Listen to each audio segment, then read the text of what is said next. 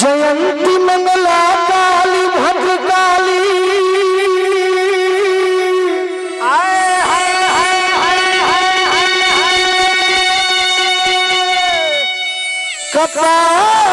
कपालिनी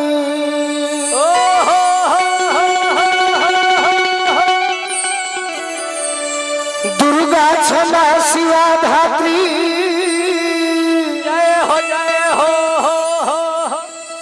स्वाहा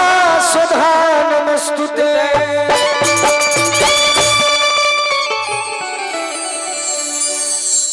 जननी के जननी हम जननी जनक के तू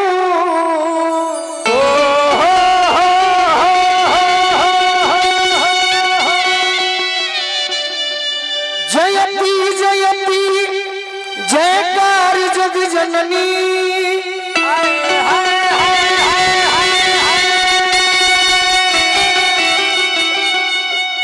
जननी तू जोगिन के विषयन के भोगिन के सब कर जननी हमार जग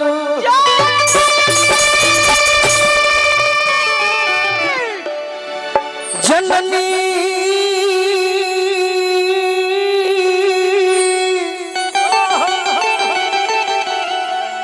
होना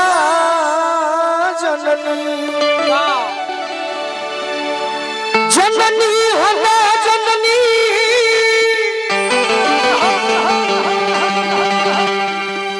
जोग जाप ताप करे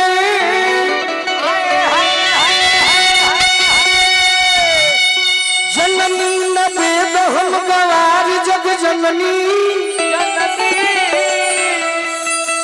अजननी हो जाना जन्म दुआ चाहत काबा गोलूराज लइका तुहार जग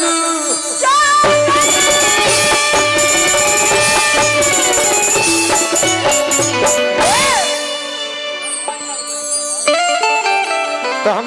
माई के सुमिरन वंदना सुनाई। शाहपुर के क्षेत्र हो हेठार के धरती हो। आदमी के अपना अपना जीवन में गीत संगीत में हर केहू के गुरु होले। हाँ जी होइबे करम। हमार केहू गुरु नहीं खे लेकिन जेकरा के सुन के हम सीखल बनी वो हमारे पहला तो पिताजी हैं, दूसर का गायत्री ठाकुर जी हैं और तीसर का भरत शर्मा जी। हरे राम बाबा। आज हम गाड़ी में जब आवत रही तो सोचनी कि आज ऐसा जगह पर जाए के बाद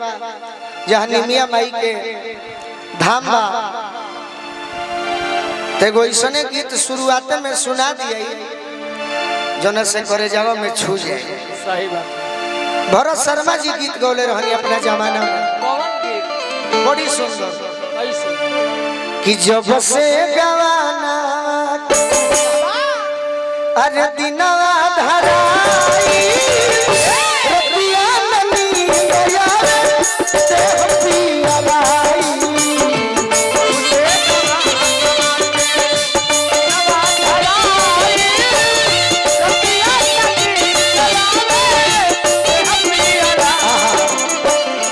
बाकी हमनी के कलाकार बानी जा ई लिखे कहे के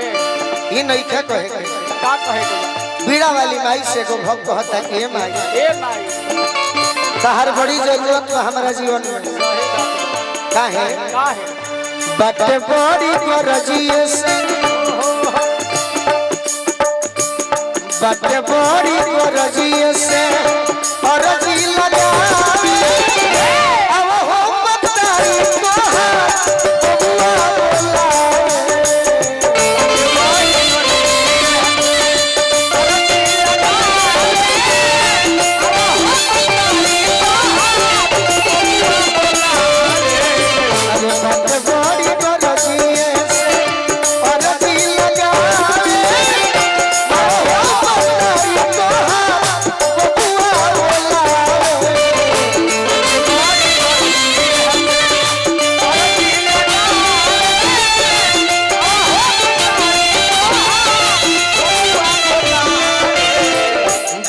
बड़ी गरजिए से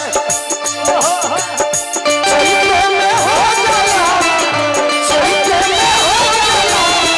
जाला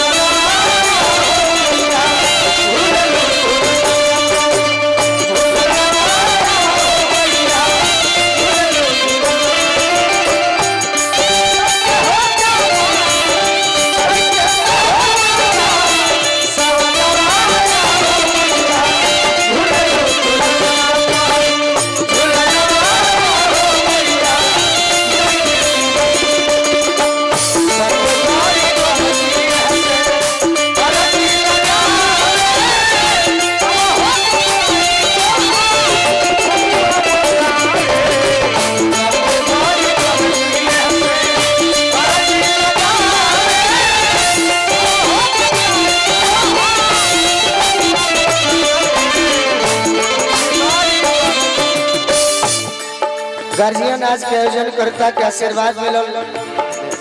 आई हमार खाड़ बड़े भाई मोनू जी जे एक समय में बड़ी कलाकार के सहायता कइल आज निमिया माई के कृपा भइल नारायण जी के कृपा भइल के भारत देश के एगो फौज के जवान बन गइले। अब भाई हम ओकरे के मानिला जे हमारा खातिर इंतजार में रहे चैत में उहे छोड़ के जाला जेकरा चैत में भोर में जरूरत होला। हम तो लास्ट में नु गावत नहीं अभी भजन बाकी केहू जाई ना अभी तो मैं कमावे बाकी बा। मनु भाई के बहुत बहुत स्वागत।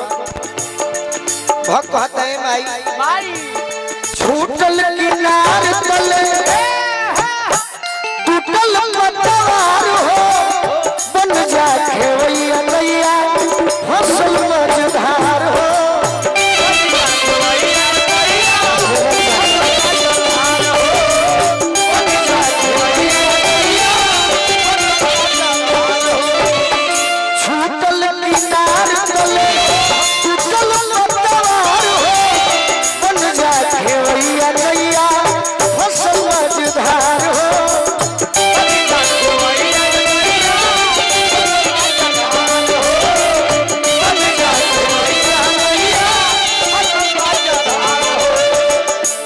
नमवा भूला बाकी हरे राम में बाबा अच्छा वह तो अच्छा ठीक है जगह पर बनी हो सही बात श्याम नंदन बाबा जेकरा के यहाँ 26 फरवरी के यही सहजौली गांव में बड़ी मान सम्मान मिलल श्याम नंदन बाबा के बाकी घरों में केहू हरे राम बाबा बानी हां बानी वह चेहरा हमारा लागल है त गबड़ा गई। सही बात छूटल किनार तले टूटल पतवार हो बन जा खेवैया नैया फसल मझधार हो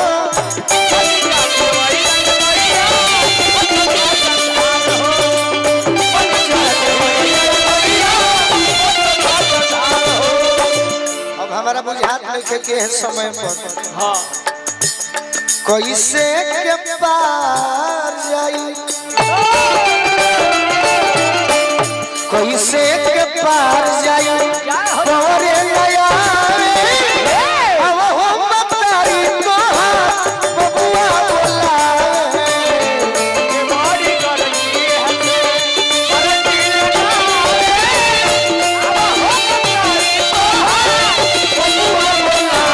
कैसे के पार जाई तोरे नया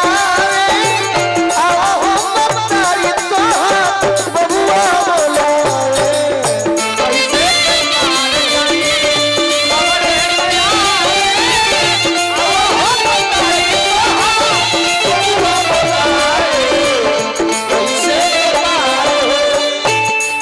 एगो लय बजावे के बा भी बड़ी हमार वायरल बा भजन जितना बिहार भारत में लोकसभा के चुनाव लड़ता लोग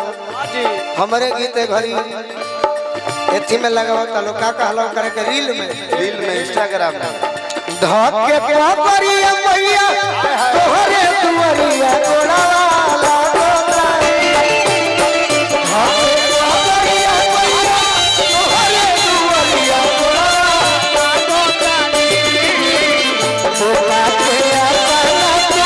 सही हाल है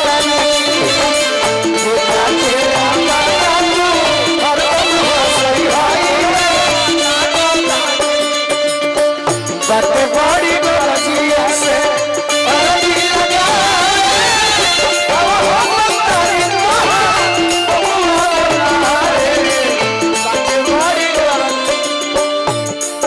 आज के आयोजन में भाग लेले बानी भैया नाम हम नहीं जानत बाकी भैया बानी राकेश भैया राकेश सिंह जी भैया के बार बार प्रणाम करो आशीर्वाद की प्रतीक्षा बा भक्त कहता है माई हम मलकीन तू ही स्वर्ग मसाज के चाहू न रख लेबू गोलुआ के लाज के गोलुआ के लाज के हो गोलुआ के लाज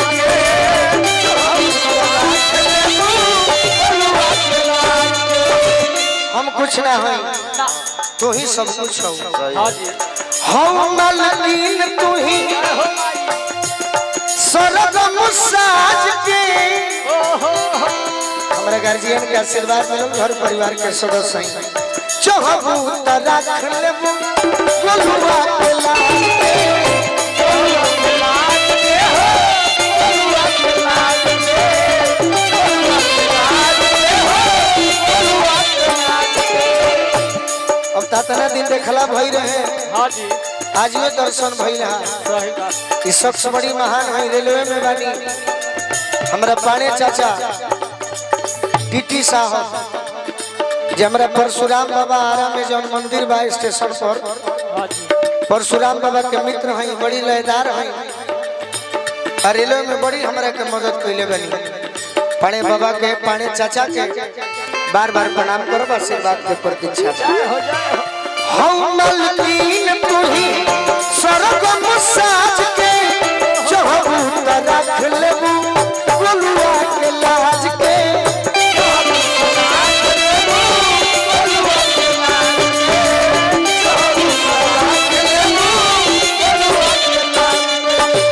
अंत में सोनू संग दिल संगे सोनू संग दिल संगे सिरावा झुकावे कि सोनू संग दिल संगे सिरावा झुकावे